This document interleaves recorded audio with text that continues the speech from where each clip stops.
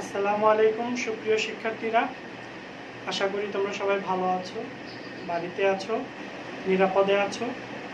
COVID-19 সংক্রমণের সময় সংসদ টেলিভিশনে তোমাদের নিয়মিত ক্লাস হচ্ছে।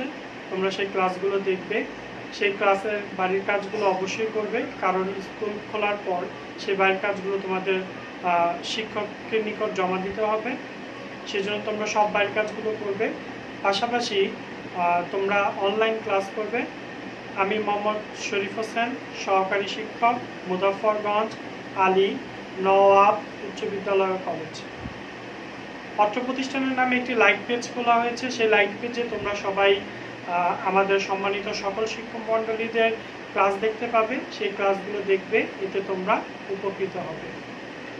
আজকে নবম দশম শ্রেণীর সবচেয়ে গুরুত্বপূর্ণ কিছুটা জটিল আমি এই কারণেই বলছি, এই গ্রামারটির কথা যেটি নিয়ে আলোচনা করব। এতক্ষণে তোমরা নিশ্চয়ই বুঝে গেছো।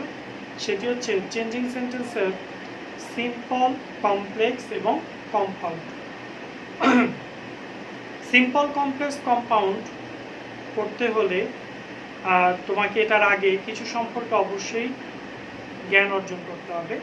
আজকের এই ভিডিওতে আমরা প্রথম পর্বে সিম্পল, কমপ্লেক্স, কম্পাউন্ডের প্রাথমিক পর্যায়ে নিয়ে আলোচনা করব। অর্থাৎ এগুলো করার আগে যে বেসিক জ্ঞানটা আমার থাকতে হবে, যেটা ছাড়া আমার চলবে না, সেই বেসিক জ্ঞানটাকে নিয়ে আমরা আলোচনা করব। তাহলে চলো সবাই খাতায় তুলে নাও। Simple, complex, compound. Changing sentence, simple, complex and compound, part 1। এটা জানতে হলে আমাদের কিছু বিষয় জানতে হবে, যেমন কনজাংশন, ফ্রেসেস, ফাইনিট ভার্ব এবং ক্লজেস। তা আমরা এগুলো সম্পর্কে আগে জানবো।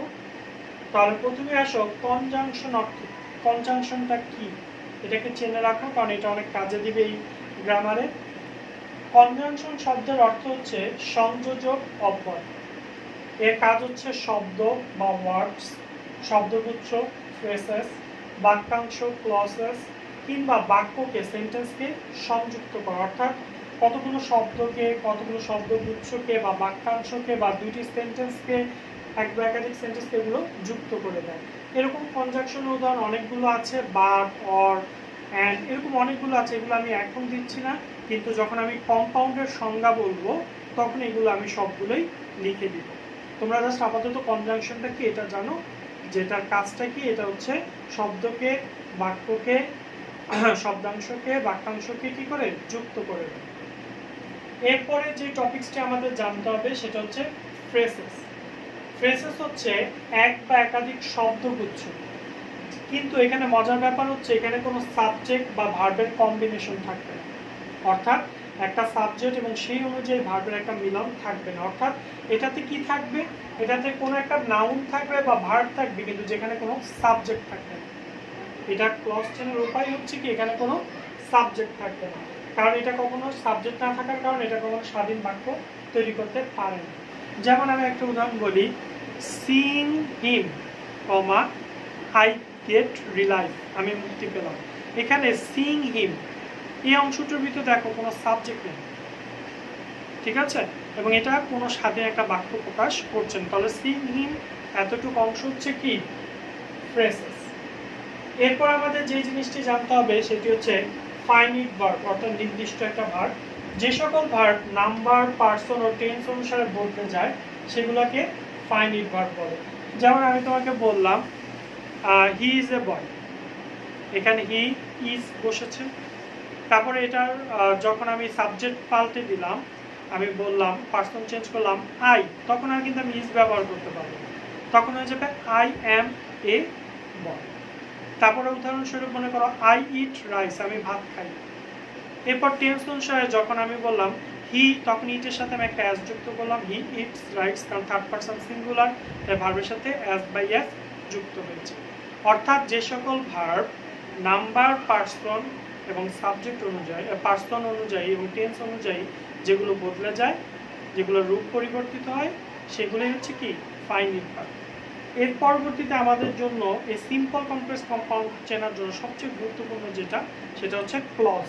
তাহলে চলো আমরা এখন ক্লজ শিখবো। তার আগে তোমরা সবাই বোর্ডে যা লেখা আছে তা খাতায় তুলে নাও। তোমরা খাতায় তুলে নিয়েছো, এবার আমরা ক্লজে যাব।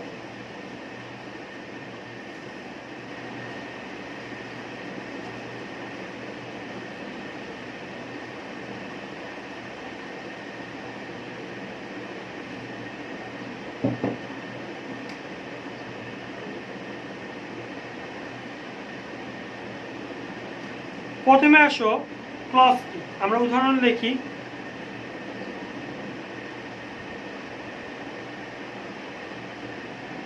সংজ্ঞা লিখবো আমরা প্রথমে ক্লজের সংজ্ঞা লিখবো। লেখো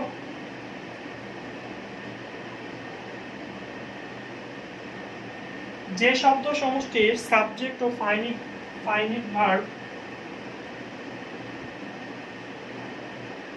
ফাইনিট ভার্ব থাকা সত্ত্বেও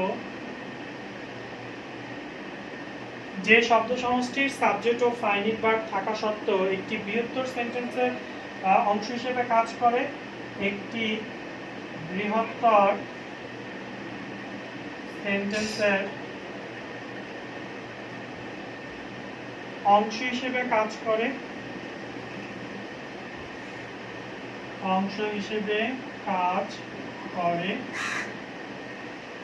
তাকে ক্লজ বলে। তাকে কি বলে? ক্লজ বলে।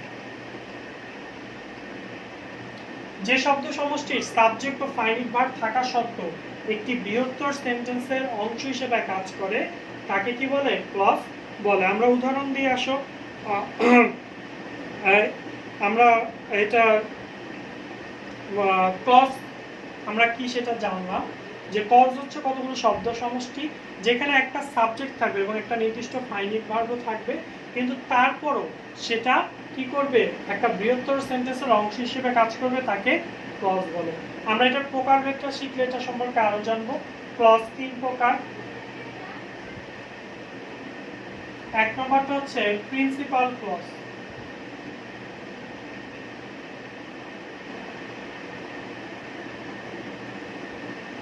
এটা আরেকটা নাম আছে প্রিন্সিপাল ক্লজের, আমরা আরেকটা নাম দেখব ইন্ডিপেন্ডেন্ট ক্লজ।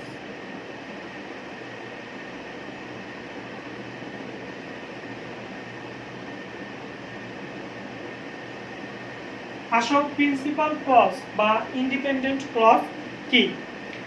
যে ক্লজ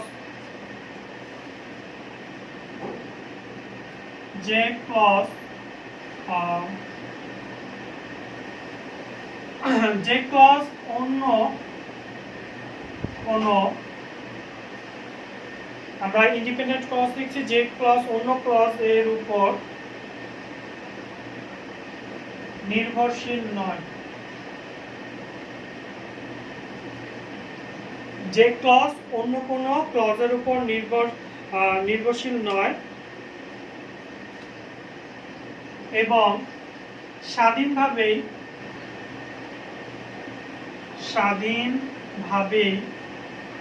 নিজের অর্থ প্রকাশ করতে পারে,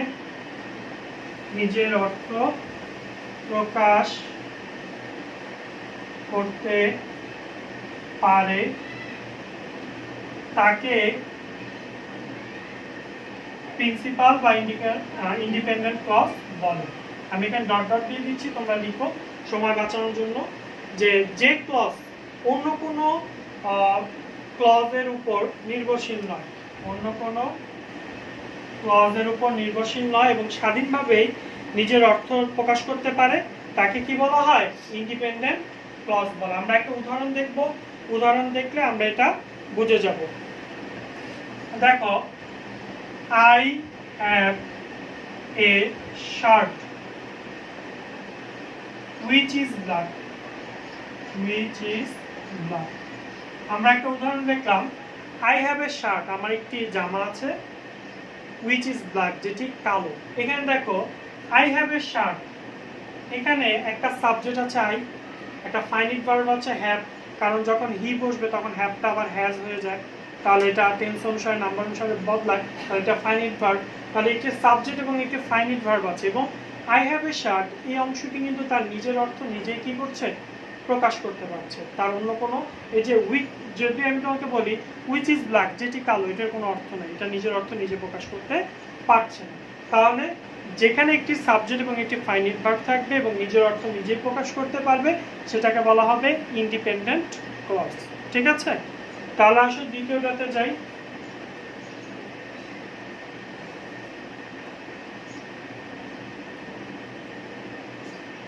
আমরা দ্বিতীয়টাতে যাব, subordinate. Subordinate or dependent clause। অর্থাৎ তোমরা নাম দেখেই বুঝতে পারছো সাবঅর্ডিনেট বা ডিপেন্ডেন্ট অর্থ নির্ভরশীল, অর্থাৎ যে ক্লজটা নিজে কোনো স্বাধীনভাবে অর্থ প্রকাশ করতে পারবে না, যেটা অন্যের উপর নির্ভর থাকতে হবে তার অর্থ উচ্চারণের জন্য। আমরা এটা লিখি, যে ক্লজ প্রিন্সিপাল ক্লজের সাহায্য ছাড়া, যে ক্লজ প্রিন্সিপাল ক্লজের সাহায্য ছাড়া, যে ক্লজ প্রিন্সিপাল ক্লজের সাহায্য ছাড়া স্বাধীনভাবে নিজের অর্থ প্রকাশ করতে পারে না, অর্থ প্রকাশ করতে পারে না, তাকে সাবঅর্ডিনেট বা ডিপেন্ডেন্ট ক্লজ বলে। এখানে আমরা একটু দেখেছিলাম I have a shirt which is black. এখানে আই হ্যাভ এ শার্ট, এটা নিজের অর্থ নিজে প্রকাশ করতে পারছে, সাবজেক্ট আছে এবং ফাইনাইট ভার্ব আছে, কিন্তু হুইচ ইজ ব্ল্যাক এটার কিন্তু কোনো নিজস্ব অর্থ নাই। তাহলে এই হুইচ ইজ ব্ল্যাক এই অংশটুকুই হচ্ছে কি, এটার যদি তার অর্থ প্রকাশ করতে হয় তাহলে কার সাহায্য নিতে হবে? প্রিন্সিপাল ক্লজের সাহায্য নিতে হবে।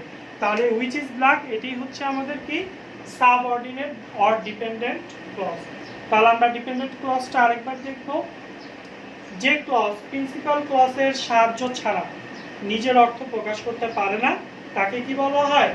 তাকে সাবঅর্ডিনেট অর ডিপেন্ডেন্ট ক্লজ বলে। এবার আমরা 3 নম্বরটা কোঅর্ডিনেট ক্লজ শিখব।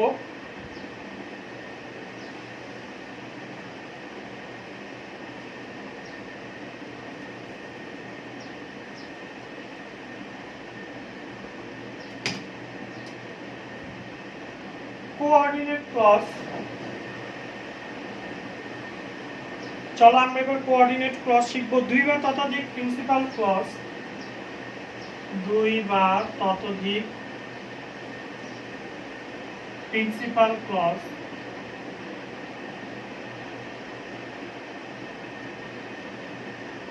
দেখো আমরা কোঅর্ডিনেট ক্লজটি শিখছি। 2 বা ততোধিক প্রিন্সিপাল ক্লজ যখন কোনো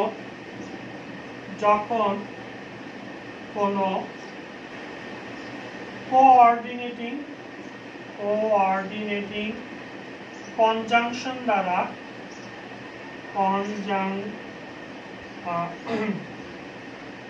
যখন 2 বা ততোধিক প্রিন্সিপাল ক্লজ যখন কোনো কোঅর্ডিনেটিং কনজাংশন দ্বারা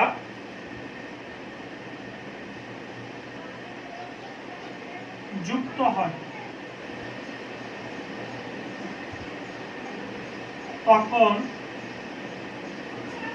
তাকে কোঅর্ডিনেট ক্লজ বলে। আমরা আবারও বলছি, এখানে বলা আছে যে 2 বা ততোধিক প্রিন্সিপাল ক্লজ যখন কোনো, আমরা দেখব 2 বা ততোধিক প্রিন্সিপাল ক্লজ যখন কোনো কোঅর্ডিনেটিং কনজাংশন দ্বারা যুক্ত হয় তখন তাকে কি বলা হয়? কোঅর্ডিনেট ক্লজ বলে। আমরা একটা উদাহরণ দেই। উদাহরণটা মনে করো, আমরা লিখলাম যে he is poor but he is honest. আমরা কি লিখলাম? He is poor but he is honest. এখানে তোমরা একটু খেয়াল করো, এই যে বাট এটা হচ্ছে কনজাংশন, এখানে হি ইজ পুয়ার, এখানে একটা সাবজেক্ট আছে, একটা ফাইনাইট ভার্ব আছে, তার মানে এটা একটা প্রিন্সিপাল ক্লজ, এটাও একটা প্রিন্সিপাল ক্লজ। এই দুইটা প্রিন্সিপাল ক্লজকে যুক্ত করে দিয়েছে একটা কনজাংশন। সেই তাহলে সেটাকে কোঅর্ডিনেট ক্লজ বলে, যে দুই বা ততোধিক প্রিন্সিপাল ক্লজ যখন কোনো কোঅর্ডিনেটিং কনজাংশন দ্বারা যুক্ত হবে, এই কনজাংশনটা তখন সেটাকে হবে কি কোঅর্ডিনেট ক্লজ। তাহলে আমরা ক্লজ শিখে ফেললাম, কারণ আমাদের এগুলো জানতে হলে আমাদের এগুলো সম্পর্কে অবশ্যই জানতে হবে। এখন তোমাকে আমি যেটা জানাচ্ছি, তোমার হয়তো জানার প্রয়োজন আছে যে কোঅর্ডিনেটিং কনজাংশনগুলো কোনগুলো, আমি সেগুলো তোমাকে দিয়ে দিচ্ছি।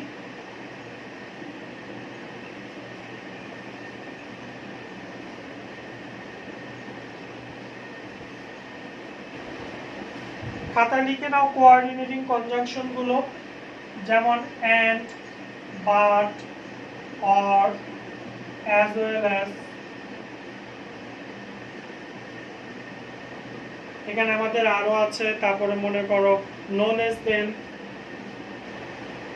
No less then,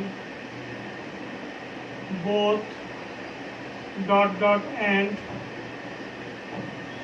not only, dot dot but also. এগুলো আমাদের সব কোঅর্ডিনেটিং কনজাংশন। এরকম আরো আছে, তারপরে মনে করো তুমি নাও, else, on, yet, now, else,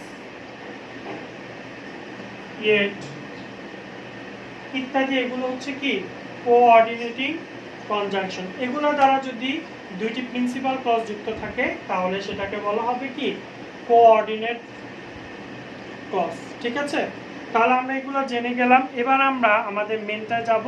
simple sentence কাকে বলে, চেনার উপায়। কমপ্লেক্স সেন্টেন্স কাকে বলে, চেনার উপায়। কম্পাউন্ড সেন্টেন্স কাকে বলে, চেনার উপায়। এর আগে যেগুলো আমি দিয়েছি এগুলো যদি আমি না দিতাম তাহলে এখন যে আমি এটার সংজ্ঞা বলবো সেগুলো তোমরা বুঝতে পারতে না, তাই আগে ওগুলো জানা আবশ্যক ছিল। চলো প্রথমেই সিম্পল সেন্টেন্স কি আমরা সবার ফার্স্টেই জানবো কি সিম্পল সেন্টেন্স। সিম্পল সেন্টেন্স বলতে আমরা জানি কি সিম্পল শব্দ অর্থ সরল, সরল বাক্য। অর্থাৎ এখানে যে সেন্টেন্সে একটি মাত্র সাবজেক্ট এবং একটি মাত্র ফাইনাইট ভার্ব থাকবে তাকেই সিম্পল সেন্টেন্স বলে। যে সেন্টেন্সে একটি মাত্র সাবজেক্ট এবং একটি মাত্র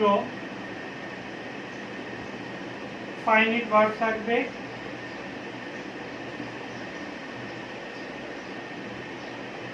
তাকে সিম্পল সেন্টেন্স বলে।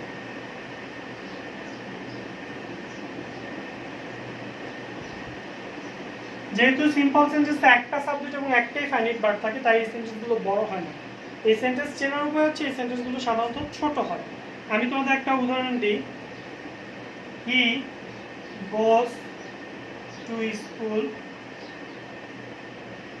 রেগুলারলি।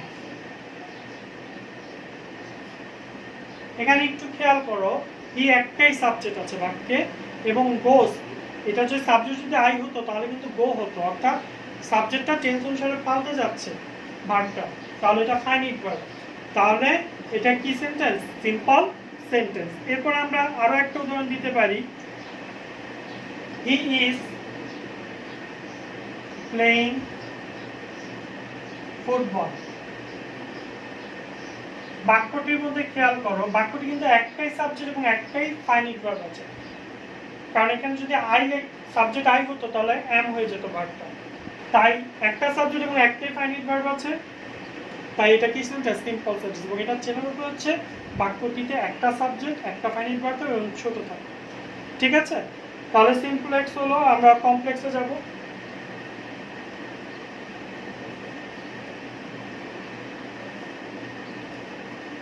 কমপ্লেক্স সেন্টেন্সে আসি।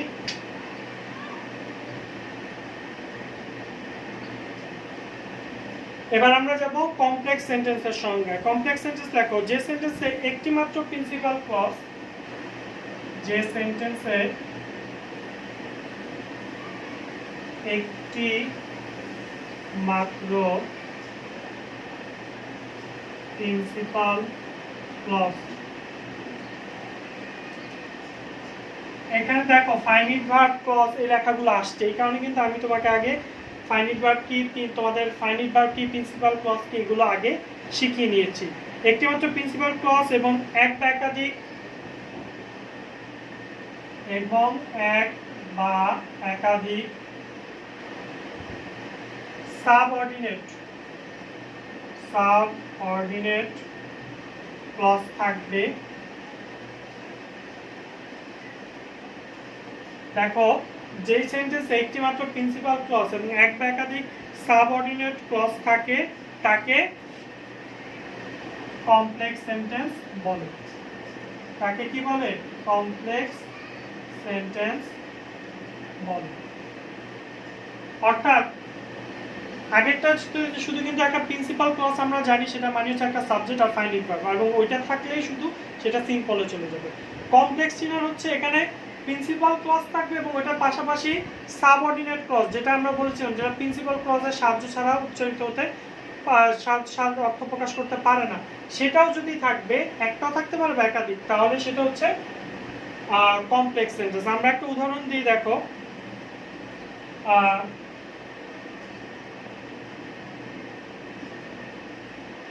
it is Rohim who is very clever। এখানে ইট সাবজেক্ট এবং ইজ হচ্ছে একটা ফাইনাল ভার্ব, তাহলে ইট ইজ রহিম, এই হয় রহিম, এটা নিজের অর্থ নিজে প্রকাশ করতে পারছে, তাহলে এটা একটা প্রিন্সিপাল ক্লজ। কিন্তু হু ইজ ভেরি ক্লেভার, এটা নিজের অর্থ নিজে প্রকাশ করতে পারছে না, এটা হচ্ছে সাবঅর্ডিনেট ক্লজ, তাহলে বা ডিপেন্ডেন্ট ক্লজ। তাহলে একটি প্রিন্সিপাল ক্লজ এবং একটি সাবঅর্ডিনেট ক্লজ যদি থাকে, সেটা হচ্ছে আমাদের কমপ্লেক্স। এখন এইভাবেও যদি তোমার মনে না থাকে সংজ্ঞা দিয়ে, কোনো সমস্যা নেই। কমপ্লেক্স সেন্টেন্স চেনার উপায়, অর্থাৎ বাক্যর মধ্যে কি দেখলে তুমি বুঝতে পারবে সেটা কমপ্লেক্স সেন্টেন্স। তাহলে আসো কমপ্লেক্স সেন্টেন্স চেনার উপায়। কমপ্লেক্স সেন্টেন্স চেনার উপায়,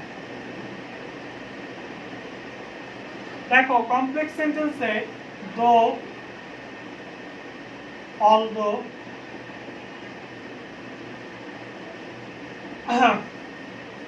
কমপ্লেক্স সেন্টেন্সে আমরা কি কি দেখবো? দো, অলদো, সিন্স, অ্যাজ, বিকজ, তারপর 9টি WH ওয়ার্ড, দ্যাট থাকবে। 9টি WH ওয়ার্ড কি কি দেখো? হু, when, where, which, whose, whom, why, 2, 4, 6, 7, আর দুইটা আছে হাউ, আর একটা হচ্ছে তোমার what, how। যদি সেন্টেন্সে আমরা দেখি দো, although, since, as, because, that এবং 9টি WH ওয়ার্ড থাকে, ঠিক আছে, ইন অর্ডার দ্যাট থাকে, ইন অর্ডার দ্যাট, এগুলো যদি আমরা দেখি থাকে আনলেস, তারপর so dot dot that, unless, so dot dot that বা সো দ্যাট, এগুলো যদি আমরা দেখি যে সেন্টেন্সে আছে, তাহলে এগুলো দেখেই আমরা বুঝতে পারবো যে সেটা কি। আরো দুইটা আছে টিল আনটিল, বাস। সেন্টেন্সে যদি though, although, since, as, because, that, who, WH word 9টি, in order that, unless, so dot dot that, so that, till until, এগুলো যদি থাকে তুমি ইজিলি বুঝতে পারবা এটা কমপ্লেক্স সেন্টেন্স। ঠিক আছে, তাহলে লাস্ট আমরা যাচ্ছি, এটা তুলে নাও তোমরা, এরপর আমরা কম্পাউন্ড সেন্টেন্সে যাব।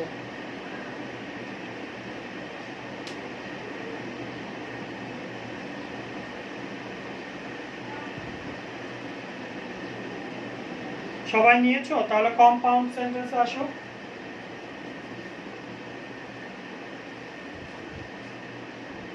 আমরা কম্পাউন্ড সেন্টেন্স,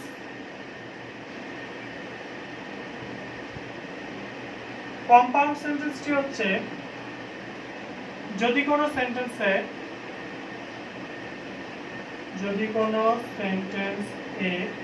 এক বা একাধিক প্রিন্সিপাল ক্লজ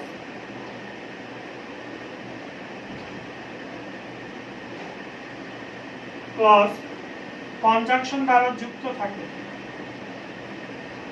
কনজাংশন দ্বারা যুক্ত থাকে, তবে তাকে কমপ্লেক্স সেন্টেন্স বলে, তবে তাকে কমপ্লেক্স সেন্টেন্স বলে। দেখো, যদি কোনো সেন্টেন্সে এক বা একাধিক প্রিন্সিপাল ক্লজ কনজাংশন দ্বারা যুক্ত থাকে তবে তাকে কমপ্লেক্স সেন্টেন্স বলে। যেমন মনে করো, আমরা একটা উদাহরণ দিই, আমরা বললাম, যেটা বলেছিলাম হি ইজ পোর বা হি ইজ অনেস্ট, যেটা আমরা কোঅর্ডিনেট ক্লজে পড়েছিলাম, সেটাই হচ্ছে আমাদের কম্পাউন্ড সেন্টেন্স। ঠিক আছে, কম্পাউন্ড সেন্টেন্স চেনার উপায় হচ্ছে কি, যেটা হচ্ছে কনজাংশনগুলো যেটা তোমাদের দিয়েছিলাম, কোঅর্ডিনেটিং কনজাংশন, সেগুলো যদি বাক্যের মধ্যে থাকে, বাট, অ্যান্ড, ইফ, অর, তারপরে এগুলো যদি থাকে, নেভার, নেভারদালেস, হাউএভার, সো, দেয়ারফর, এগুলো যদি থাকে তাহলে তোমাকে বুঝতে হবে এগুলো কম্পাউন্ড সেন্টেন্স। অর্থাৎ কম্পাউন্ড সেন্টেন্স আমরা যে এর আগে দিয়েছিলাম সেখানে তোমরা কি দেখতে পারবা, কোঅর্ডিনেট ক্লজ যেখানে দিয়েছিলাম, যে কনজাংশনগুলো দিয়েছিলাম সেগুলো যদি যুক্ত থাকে তাহলে সেটাই হচ্ছে কি কম্পাউন্ড সেন্টেন্স। তাহলে আমরা তিনটা সেন্টেন্স চিনে গেলাম।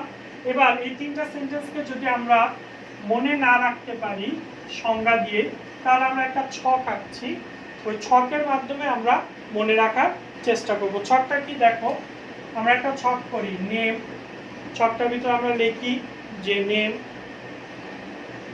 Subject, verb, conjunction. এখানে প্রথমে যে সিম্পল সেন্টেন্স, মনে করো আমরা এটা সংজ্ঞাটা আমার মনে নেই, আমার সিম্পল সেন্টেন্সে মনে রাখবা যে সেখানে একটা সাবজেক্ট থাকবে, একটা ফাইনাইট ভার্ব থাকবে, কোনো কনজাংশন থাকবে না, তাহলে সেটা কি হয়ে যাবে সিম্পল সেন্টেন্স। তো এটা এখান থেকে আমরা সংজ্ঞা বানাতে পারি, যে সেন্টেন্সে একটি মাত্র সাবজেক্ট, একটি মাত্র ফাইনাইট ভার্ব থাকবে, সেটাই হচ্ছে সিম্পল সেন্টেন্স। তারপর আসো আমরা কমপ্লেক্স সেন্টেন্সে, এখানে সাবজেক্ট থাকবে দুইটা, ভার্ব থাকবে দুইটা। সাবজেক্ট থাকবে কয়টা? দুইটা। ভার্ব থাকবে দুইটা এবং একটা কনজাংশনও থাকবে, কারণ দুইটা সেন্টেন্সকে তো এক করতে হবে। ঠিক আছে, এখানে একটা কনজাংশন থাকবে। তাহলে যে সেন্টেন্সে আমরা দেখব দুইটা সাবজেক্ট আছে, দুইটা ভার্ব আছে এবং কনজাংশন একটি আছে, সেটাকে আমরা কি বলবো? কমপ্লেক্স সেন্টেন্স বলবো। এখানে মূলত কনজাংশন না, আমার কথাটা ভুল হয়ে গেছে। এখানে যে সেন্টেন্সে দুইটা সাবজেক্ট, দুইটা ভার্ব এবং কমপ্লেক্স চেনার উপায়, যে রিলেটিভ প্রোনাউন যেগুলো আছে, WH ওয়ার্ড, রিলেটিভ প্রোনাউন যেগুলো থাকবে, যুক্ত থাকবে, দুইটা সেন্টেন্সকে যুক্ত করবে, কনজাংশন দিয়ে নয়, কারণ কনজাংশন দিয়ে যুক্ত করলে তো সেটা কম্পাউন্ড হয়ে যাবে। রিলেটিভ প্রোনাউন যেগুলো আছে এবং WH ওয়ার্ড দিয়ে যুক্ত করলে, হু, হুইচ এগুলো এবং দ্যাট, তারপর আনলেস, দো, অলদো এগুলো দিয়ে যুক্ত হলে সেটা হবে কি? সেটা হবে কমপ্লেক্স সেন্টেন্স। আর কম্পাউন্ড হচ্ছে এখানে দুইটা সাবজেক্ট থাকবে, দুইটা ভার্ব থাকবে এবং এন্ড, বাট, অর, মূলত এই তিনটাই বেশি থাকে, এরকম কনজাংশন দ্বারা যুক্ত থাকবে এই দুইটা। অর্থাৎ কম্পাউন্ডের দুইটা সাবজেক্ট থাকবে, দুইটা ভার্ব থাকবে, কিন্তু এখানে একটা কনজাংশনও থাকবে। ঠিক আছে, তাহলে এই ছিল মোটামুটি আমাদের সিম্পল, কমপ্লেক্স, কম্পাউন্ড কি সেটা জানো। পরবর্তী ভিডিওতে আমরা এগুলার সিম্পল টু কমপ্লেক্সের রুলস, কমপ্লেক্স টু সিম্পলের রুলস, এই নিয়মগুলো দিব। তো যদিও এই বিষয়টি একটু জটিল, তো তোমরা সবার প্রথমেই যে কাজটা করবা, তোমরা সবার ফার্স্টে ক্লজ কি, ফাইনাইট ভার্ব কি, ফ্রেজ কি, কনজাংশন কি, এগুলো তোমরা আগে শিখে নিবা। এগুলো শিখলে তার পরবর্তীতে এগুলা শেখা আরও সহজ। কারণ সিম্পল মানে কি? সিম্পল অর্থ ছোট, যেখানে একটা সাবজেক্ট থাকবে, একটা ফাইনাইট ভার্ব থাকবে, শেষ। কমপ্লেক্স কি? যেখানে দুইটা সাবজেক্ট থাকবে, দুইটা ফাইনাইট ভার্ব থাকবে এবং একটা রিলেটিভ প্রোনাউন বা WH ওয়ার্ড, দো, অলদো, আনলেস, টিল এগুলো দ্বারা দুইটা বাক্যকে যুক্ত করা দেওয়া হবে। আর কম্পাউন্ড কি? দুইটা সাবজেক্ট থাকবে, দুইটা ভার্ব থাকবে এবং যেটা কনজাংশন দিয়ে যুক্ত করে দেওয়া হবে। ঠিক আছে, তাহলে এগুলো কি আমরা সেটা চিনলাম। পরবর্তী ক্লাসে, এটা যেহেতু গ্রামারটা অনেক বড়, এটা অনেকগুলো পর্ব হবে, 7, 8, 9টা এরকম পর্ব হতে পারে, পার্ট হতে পারে। তো আমরা সবগুলোই দেখবে আশা করি। আর আজকের এই প্রাথমিক যে ক্লাসটা, প্রথম ক্লাসটা, এটা তোমরা দেখবে। যদি কোনো সমস্যা থাকে আমাকে জানাবে। আজকে এই পর্যন্তই। আশা করি ভালো থাকবে, সুস্থ থাকবে। আল্লাহ হাফেজ।